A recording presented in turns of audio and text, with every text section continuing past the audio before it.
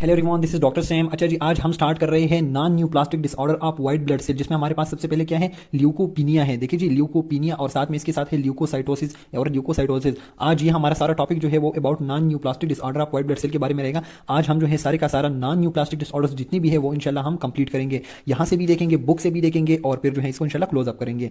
अच्छा जी, पहले हम यहाँ से पढ़ लेते हैं, उसके बाद हम बुक देखते हैं। अच्छा जी, रोबिन है हमारे पास, रोबिन में देखेंगे। देखिए जी, ल्यूकोपीनिया, ल्यूकोपीनिया क्या है, मैंने आप लोग को पहले ही बता दिया था कि पीनिया मीन कमी। अच्छा जी, अब पीनिया कमी जो है, व्हाइट ब्लड सेल काउंट जो है वो 5000 से जब नीचे आ जाता है। देखिए हमारे पास normal white blood cell count जो है वो क्या है, देखिए जी हमारे पास व्हाइट ब्लड सेल का नॉर्मल काउंट है 5000 से लेके 10000 तक, 5K to 10K ये नॉर्मल है। अगर 5K से नीचे आएगा तो ये ल्यूकोपीनिया हो जाएगा। अच्छा जी, और अगर 10K से ज्यादा जाएगा तो फिर हम उसको ल्यूकोसाइटोसिस कहते हैं। साइटोसिस मीन ज्यादा। अच्छा जी, तो ल्यूकोपीनिया मतलब white blood cell count less than 5000 से नीचे आ रहा है। अच्छा जी, और हमारे पास ल्यूकोसाइटोसिस जब व्हाइट ब्लड सेल काउंट हम देखें, अच्छा जी, और उसमें हमारे पास व्हाइट ब्लड सेल 10K से ज्यादा हो।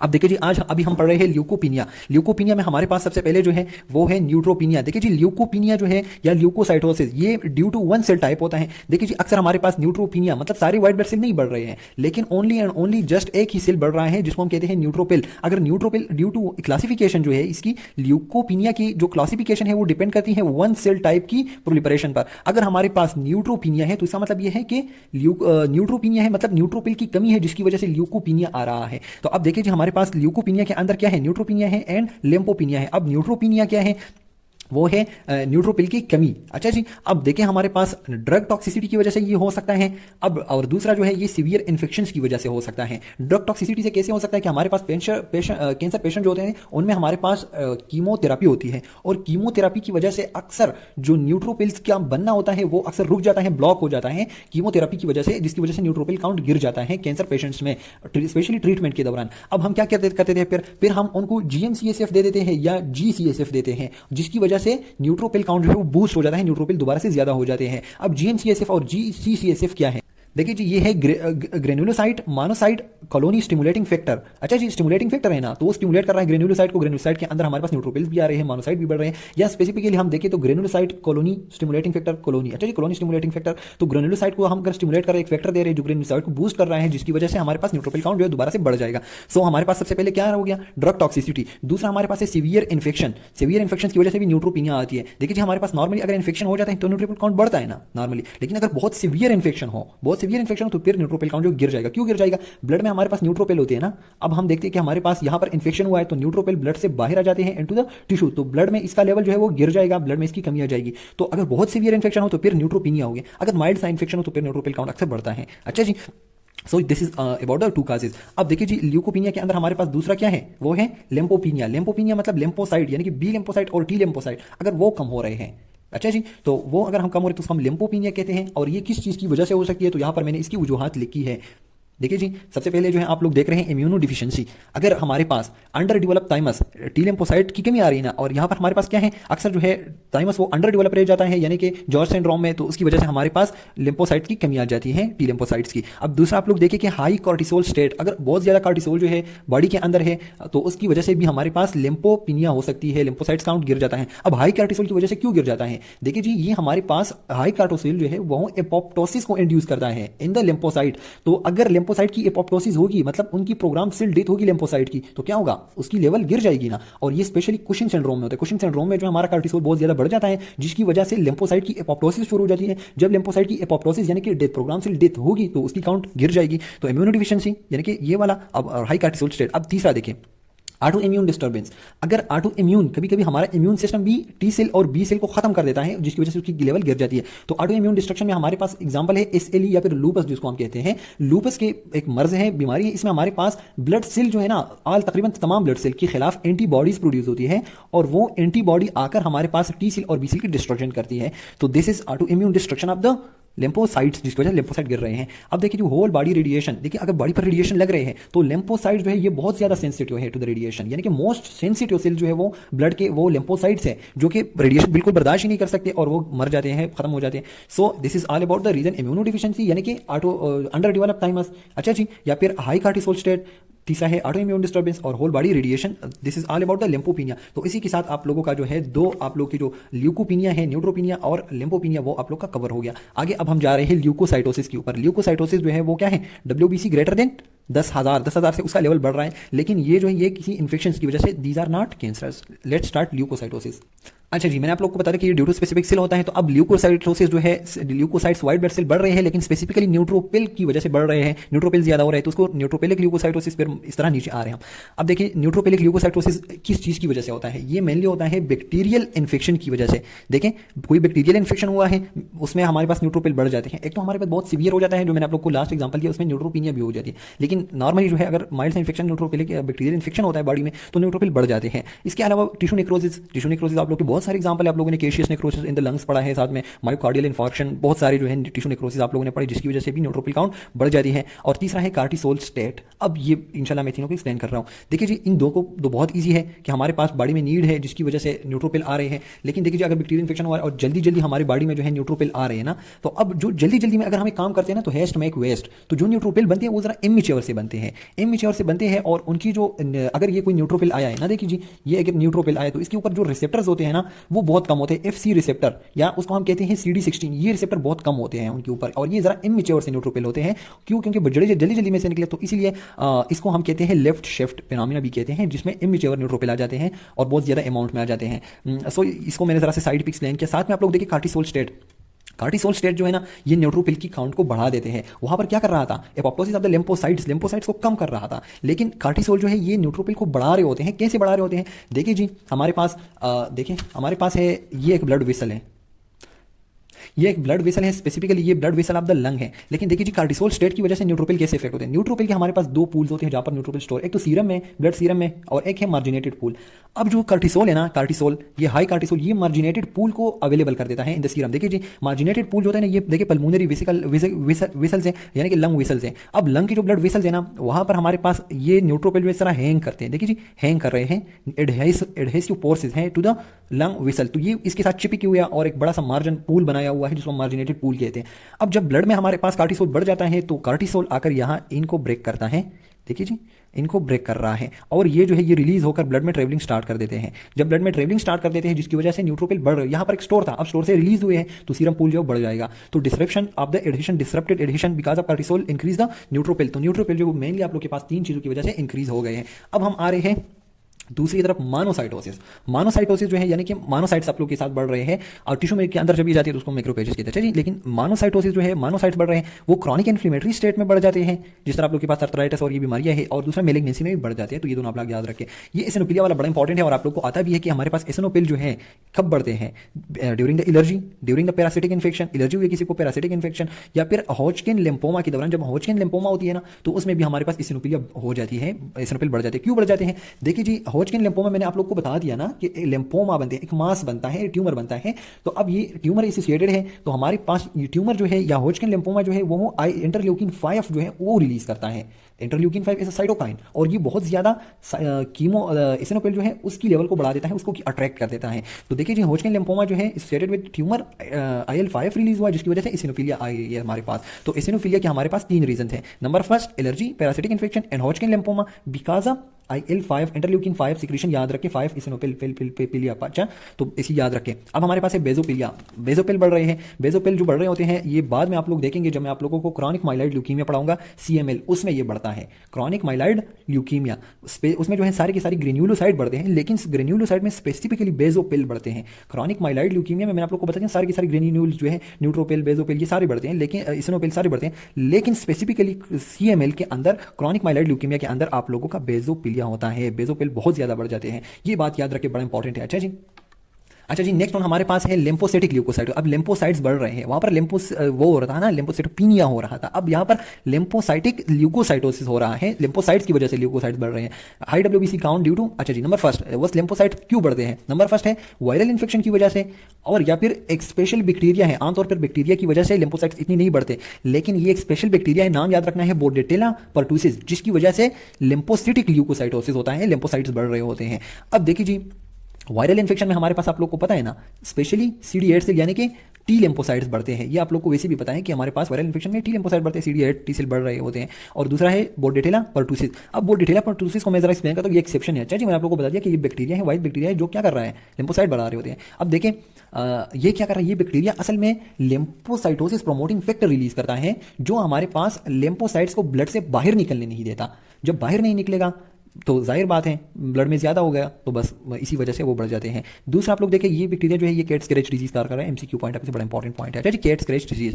अब देखें हमारे पास है वायरल इन्फेक्शन। अब वायरल इन्फेक्शन की मैं आप लोग को एग्जांपल दे दूं, यहाँ पर तो मैंने आपको कैट स्क्रैच डिजीज का एग्जांपल दे दिया। अब जो वायरल इन्फेक्शन है वो उसमें हम EBV इन्फेक्शन की बात करते हैं। बैक्टीरिया में हमने यहाँ बोर्डेटेला पर्टुसिस का जिक्र किया, अब यहाँ वायरल में हम EBV का जिक्र करते हैं। EBV जो है ना, एबोला वायरस, ये इन्फेक्शियस मानोन्यूक्लियोसिस को काज करता है। स्पेसिफिकली किस चीज़ को, मानोन्यूक्लियोसिस को। Infectious mononucleosis is caused by EBV infection, और जिसकी वजह से आप लोगों की CD8 टी सेल यानी कि टी लिम्फोसाइट बढ़ रहे हैं, CD8 प्लस, या फिर आप टी लिम्फोसाइट भी कह सकते हैं, जिसकी वजह से वो फाइनली लिम्फोसाइटिक ल्यूकोसाइटोसिस काज कर रहा है। तो ये आप लोग का क्लियर हो गया। अच्छा जी, हम यहाँ से आप लोग के बुक में भी इसको बड़ा डिटेल से लिखा है, तो इसीलिए हम इस चीज़ को इन्फेक्शियस मानोन्यूक्लियोसिस को जरा डिटेल से पढ़ लेते हैं। देखिए जी, हमारे पास इन्फेक्शियस मानोन्यूक्लियोसिस के अंदर होता क्या है। हमारे पास देखिए जी, infectious मानोन्यूक्लियोसिस cause by EBV infection, और दूसरा ये CMV साइटोमेगेलो वायरस से भी होता है, लेकिन दिस इज माइनर काज और दिस इज मेजर काज। अच्छा जी, EBV is the major cause, this is minor cause. अब देखिए हमारे पास अब इन्फेक्शियस मानोन्यूक्लियोसिस जो है ना, इसमें वायरस जो है वो थ्रू सलाइवा ये हमारे पास वो हो जाता है, थ्रू सलाइवा ये अक्सर ट्रांसफर होता है। अब थ्रू सलाइवा तो इसीलिए हम किसिंग कजन डिजीज भी हम इसको कहते हैं, मेनली किसिंग मतलब सलाइवा के साथ, और ये टीनेजर में बड़ा कॉमन है। अच्छा जी, तो ये एक इंपॉर्टेंट पॉइंट है और वैसे भी रिमेंबरिंग है, सो दैट्स इजी। अच्छा जी, अब सलाइवा के साथ रिलेटेड है तो जाहिर है जो क्लिनिकल पिक्चर आएगा तो वो भी ओरोफेरिंग से ही हम स्टार्ट ले रहे हैं। ओरोफेरिंग्स जो है आप लोग के पास सोर थ्रोट के साथ पेशेंट प्रेजेंट करेगा, आप उसका हेपेटाइटिस चेक करेंगे तो लीवर इन्फ्लेमेशन होगी, उसमें B सेल जो है वो भी इन्फेक्ट हो जाते हैं, क्योंकि ये CMV वायरस जो है इन चीज़ों को इफेक्ट कर रहा है। अब इतनी सारे इन्फेक्शन हो रहे हैं तो जिसकी वजह से हमारे पास इम्यून सिस्टम एक्टिवेट होगा, टी सेल टी लिम्फोसाइट बढ़ रहे हैं, CD8 स्पेशली। और ये CD8 जो है आप लोग को पता है कि टी लिम्फोसाइट जो है उसका घर हमारे पास इम्यून सेल का वो क्या होता है, लिम्फ नोड होते हैं, तो ये लिम्फ नोड के अंदर आ जाएंगे। जब लिम्फ नोड के अंदर आते हैं तो वहाँ पर स्पेसिफिक रीजन होता है टी लिम्फोसाइट का, जिसकी वजह से नोड बढ़ जाती है। देखिए जी, बढ़ रही है तो उसकी वजह से लिम्फ एडेनोपैथी हो जाती है। क्या हो जाती है, रिएक्टिव लिम्फ एडेनोपैथी हम इसको कहते हैं। अच्छा जी, आप लोग का पूरा टॉपिक है, आप लोग बिल्कुल सही से जब मैंने बता दिया, तो रिएक्टिव लिम्फ एडेनोपैथी, तो इसी तरह आप लोग के पास लिम्फ एडेनोपैथी हो रहा है। अच्छा जी, देखिए ये मैंने ड्रा किया हुआ है, यहाँ पर आप लोग का लिम्फ नोड है, ये लिम्फ नोड का आउटर रीजन है जिसको हम कॉर्टेक्स कहते हैं। अच्छा जी, ये बिल्कुल कॉर्टेक्स, इसके अंदर कॉर्टेक्स के अंदर ये पैरा कॉर्टेक्स है। अच्छा जी, अब ये देखिए कॉर्टेक्स जो है ये B सेल की घर जो है वो बाहर की तरफ है। आप लोग ऐसे याद रखें, जब B सेल आएंगे ना लिम्फ नोड के अंदर वो बाहर ही रहेंगे, बाहर इन द कॉर्टेक्स, और जो T सेल है तो T सेल अंदर रहेंगे इन द पीरिकॉर्टेक्स। देखिए जी, ये देखिए पीरिकॉर्टेक्स। अब पीरिकॉर्टेक्स में यहाँ T सेल बढ़ रहे हैं तो पीरिकॉर्टेक्स की एरिया जो है वो एक्सपेंड हो जाएगी। देखिए जी, वो एक्सपेंड हो जाएगी, जिसकी वजह से लिम्फ एडेनोपैथी, लिम्फ जो है वो एक्सपेंड हो जाएगा, बढ़ जाएगा। तो this is all about the lymph node, किस तरह लिम्फ नोड बढ़ता है in the infectious mononucleosis. T cell बढ़ जाते हैं जिसकी वजह से लिम्फ नोड भी बढ़ जाता है। इसके अलावा हमारे पास लिम्फ नोड पर तो ये असर पड़ रहा है, स्प्लीन पे भी तो असर पड़ेगा ना, क्योंकि स्प्लीन में भी हमारे पास जो है, स्प्लीन के अंदर भी ये देखिए मैंने स्प्लीन ड्रा किया हुआ है। स्प्लीन में एक रेड पल्प होता है, एक व्हाइट पल्प। ये देखिए रेड में जो है ब्लड होता है, ये रेड पल्प हो गया। अब ये व्हाइट पल्प है, रेड ब्लड सेल के लिए ये जगह स्पेसिफिकल मखसूस है, और ये जो है ये व्हाइट ब्लड सेल के लिए मतलब जो इम्यून सेल है। अब हमारे पास वाइड एरिया जो है उसको हम फिर दो में डिवाइड करते हैं, एक B लिम्फोसाइट के लिए, एक T लिम्फोसाइट के लिए। अच्छा जी, स्प्लीन के अंदर भी टी लिम्फोसाइट का स्पेसिफिक रीजन है, जिस तरह यहाँ पर है। अब यहाँ पर जो टी लिम्फोसाइट का रीजन है वो बढ़ जाएगा, जिसकी वजह से स्प्लीन बढ़ जाएगा और स्प्लीनोमेगेली हो जाएगी। अब स्प्लीनोमेगेली जो है वो स्पेसिफिकली व्हाइट पल्प जो है, ये देखिए व्हाइट पल्प है, ये व्हाइट वाला रीजन। अब व्हाइट पल्प जो है वो जाएगा और व्हाइट पल्प में स्पेसिफिकली टी रीजन बढ़ जाएगा, और टी रीजन में स्पेसिफिकली आप लोगों के पास यहां पर वेसल है, सही है, तो ये वेसिकल के इर्द गिर्द जो एरिया है ये स्पेसिफिकली बढ़ जाएगी। अच्छा जी, और इस स्पेसिफिक एरिया जो है ये बिल्कुल पीरी एरिया है, इसको हम कहते हैं पीरी आर्टीरियल लिम्फेटिक शीथ। अच्छा जी, पेरी आर्टीरियल लिम्फेटिक शीथ, ये शीथ जो है ये बढ़ जाता है। तो सिंपली आप लोग अगर याद रखना है, स्प्लीनोमेगेली होती है because of the T lymphocyte region जो है व्हाइट पल्प जो है वो बढ़ जाता है, इतना याद रखिए काफी है। अच्छा जी, ये सेल, ये जो टी लिम्फोसाइट हमारे पास बढ़ रहे हैं इन द डिजीज इन्फेक्शियस मानोन्यूक्लियोसिस, ये टी सेल जो है ये आम टी सेल्स की तरह नहीं है, ये जो है ये हमारे पास एटिपिकल लिम्फोसाइट्स है। ये टी सेल क्या है, ये एटिपिकल लिम्फोसाइट है। किस तरह एटिपिकल है, हम इसकी हिस्टोलॉजी देखते हैं। देखिए जी, ये आप लोग का ये मैंने सेल ड्रा किया हुआ है, टी लिम्फोसाइट जो बढ़ रहे होते हैं द इन्फेक्शियस मानोन्यूक्लियोसिस, इसका न्यूक्लियस बड़ा होता है। अच्छा जी, और तो छोटा सा साइटोप्लाज्म, कम सा साइटोप्लाज्म होता है। और इस सेल को जब हमने पहली दफा देखा था तो ये हमें बिल्कुल मानोसाइट की तरह लगा था। ये टी लिम्फोसाइट जो बढ़ रहे होते हैं ना इन द वायरल इन्फेक्शन मानोन्यूक्लियोसिस, ये बिल्कुल मानोसाइट मोनोसाइट्स की तरह लग रहा था, तो इसीलिए बट इन एक्चुअल ये क्या था, ये रिएक्टिव टी सेल्स थे। अच्छा जी, जो मैंने आप लोग को ऑलरेडी डिस्कस किया, लेकिन ये पहली दफा बिल्कुल मोनोसाइट की तरह लग रहा था। इसी वजह से जो है इस डिजीज को नाम दिया था इन्फेक्शियस मोनोन्यूक्लियोसिस। अच्छा जी, इन्फेक्शियस मोनोन्यूक्लियोसिस, क्योंकि ये सेल बिल्कुल मोनोसाइट की तरह लग रहा था, क्योंकि ये था नहीं। अब हम आते हैं हमारे पास इसकी डायग्नोसिस की तरफ कि हम इसको कैसे डायग्नोस कर सकते हैं। तो डायग्नोसिस के लिए हम एक स्क्रीनिंग टेस्ट कहते हैं, जिसको हम कहते हैं मानो स्पॉट टेस्ट। मानो स्पॉट टेस्ट ये एक स्क्रीनिंग टेस्ट है। अच्छा जी, बिल्कुल कंफर्मेशन टेस्ट नहीं, ये जब स्क्रीनिंग टेस्ट होता है उसके बाद हम एक कंफर्मेशनल टेस्ट भी करते हैं। अगर मानो स्पॉट टेस्ट नेगेटिव आएगा और बंदे में सारे सिम्टम्स सब कुछ प्रेजेंट है, तो हम क्या समझेंगे कि ये जो है ये CMV की वजह से शायद हुआ हो, क्योंकि मानो स्पॉट टेस्ट जो ये CBV EBV को डिटेक्ट कर रहा है। और मैंने आप लोग को माइनर काज का बता दिया था, तो शायद ये माइनर काज की वजह से हुआ हो। लेकिन अगर पॉजिटिव आ जाए, मानो स्पॉट टेस्ट पॉजिटिव आ गया, इसका मतलब ये है कि इस पे ऊपर EBV जो है वो अटैक किया है। लेकिन स्क्रीनिंग टेस्ट जो कि इसके बाद हम दूसरा टेस्ट करते हैं, उसको हम कहते हैं EBV viral capsid antigen detection, यानी कि हम EBV वायरल कैप्सिड एंटीजन को डिटेक्ट करके हम कंफर्म हो जाते हैं कि हाँ अब EBV ने अटैक किया है और इन्फेक्शियस मोनोन्यूक्लियोसिस को हुआ है।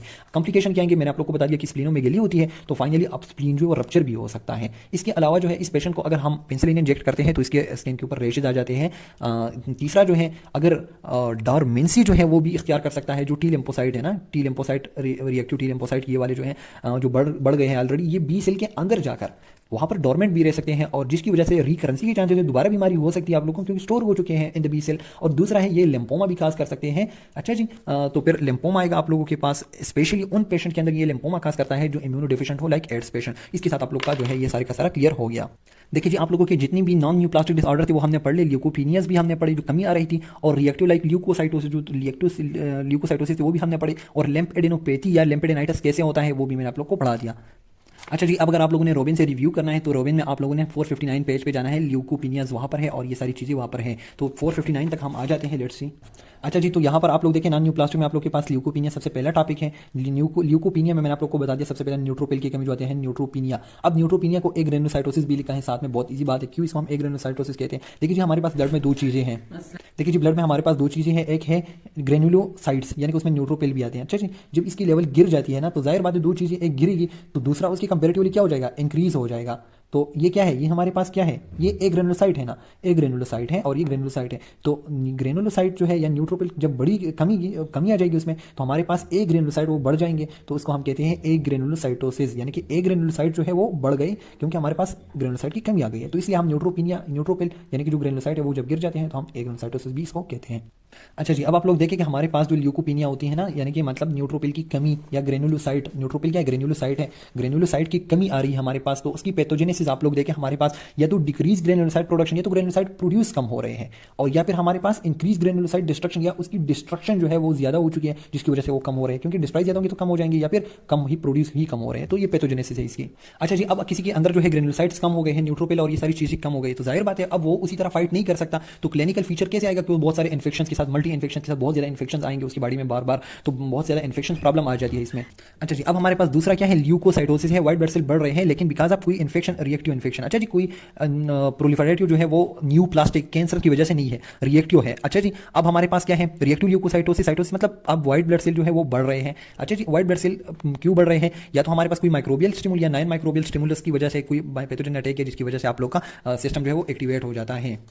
अच्छा जी, अब हमारे पास रिएक्टिव ल्यूकोसाइटोसिस का एक एग्जांपल है जिसको हम कहते हैं लिम्फोसिटिक ल्यूकोसाइटोसिस, जिसमें लिम्फोसाइट्स जो है वो इंक्रीज हो रहे हैं, और उसकी एग्जांपल क्या है, इन्फेक्शियस मोनोन्यूक्लियोसिस। इन्फेक्शियस मोनोन्यूक्लियोसिस में मैंने आप लोग को क्या बता दिया कि एप्स्टीन बार वायरस जो है EBV, अच्छा जी, member of herpes virus family, वो अटैक करता है, और उस अटैक की वजह से आप लोगों के टी सेल बढ़ रहे होते हैं। जब टी सेल बढ़े, लिम्फोसाइट बढ़ रहे हैं, तो उसको हम क्या कहते हैं, लिम्फोसिटिक ल्यूकोसाइटोसिस। और उसकी पूरी डिटेल जो है यहाँ पर लिखी है, पैथोजेनेसिस में आप लोगों को मैंने किसिंग कजन डिजीज का भी बता दिया।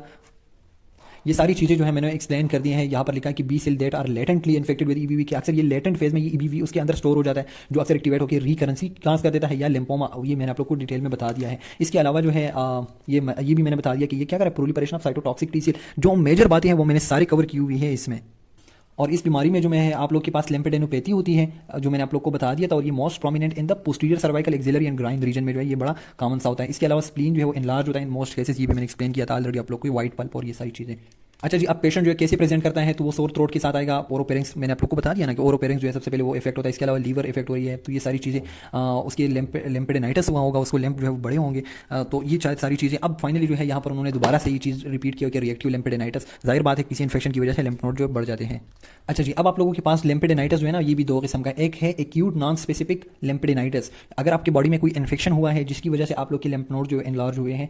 अच्छा जी, इन्फेक्शन में भी लोकल इन्फेक्शन भी हो सकती है, जनरलाइज भी कोई वो जो है वो भी हो सकती है इन्फेक्शन जिसकी वजह से आपके लेम्फ नोड बढ़ गए हैं, तो इसको हम ये कह रहे हैं एक्यूट नॉन स्पेसिफिक लेम्पेडेनाइटिस। अच्छा जी, जो हमने ऑलरेडी पढ़ लिया। लेकिन अगर जी दूसरा किस्म है आप लोग के पास है क्रॉनिक नॉन स्पेसिफिक लेम्पेडेनाइटिस। अब ये वाला जो है ना, अगर देखिए इसमें आप लोग के पास ये अगर स्पेसिफिक रीजन जो है वो किसी क्रॉनिक उसकी वजह से हो रहा है, इन्फ्लेम्ड हो रहा है, तो इसमें आप लोग के पास पॉलिकुलर हाइपरप्लेजिया, पैराकॉर्टिकल हाइपरप्लेजिया या साइनस हिस्टियोसाइट्स जो है, ये different region of the lymph nodes है। पॉलिकुलर, पैराकॉर्टिकल, साइनस हिस्टियोसाइट, ये different region of the lymph node है। तो इसमें अगर इन्फ्लेमेशन एनलार्जमेंट आ जाती है किसी क्रॉनिक नॉन स्पेसिफिक, तो उसकी वजह से हम उसको chronic non specific lymphadenitis, but that's not very important. अच्छा जी, लेकिन इंपॉर्टेंट ये चीज़ है किसी इन्फेक्शन की वजह से पॉलिकुलर हाइपरप्लेजिया हो जाती है, लेकिन अगर अगर लिम्फोमा की वजह से होती है तो फिर उसको हम पॉलिकुलर लिम्फोमा कहते हैं, जो कि मैंने आप लोग को क्लासिफिकेशन में बता दिया था। नॉन हेडजकिन लिम्फोमास की जो अकसाम थी उसमें मैंने आप लोग को पॉलिकुलर लिम्फोमा का पढ़ा दिया था। तो पॉलिकुलर लिम्फोमा और पॉलिकुलर हाइपरप्लेजिया में हम फिर डिफरेंसेस कैसे करेंगे, सो दिस इज और लास्ट में हम इंशाल्लाह इस चीज़ को डिटेल से पढ़ेंगे। नेक्स्ट इंशाल्लाह हम स्टार्ट करेंगे new plastic proliferation of white blood cells. यहाँ पर चूंकि बहुत ज़्यादा बातें लिखी हुई है और ना इसकी मेमोरी होती है, इंसान को याद भी नहीं रहते, सो आप लोग स्टिक टू दैट रहें। इसमें जो है ख़ास इतनी इंपॉर्टेंट चीज़ें नहीं हैं।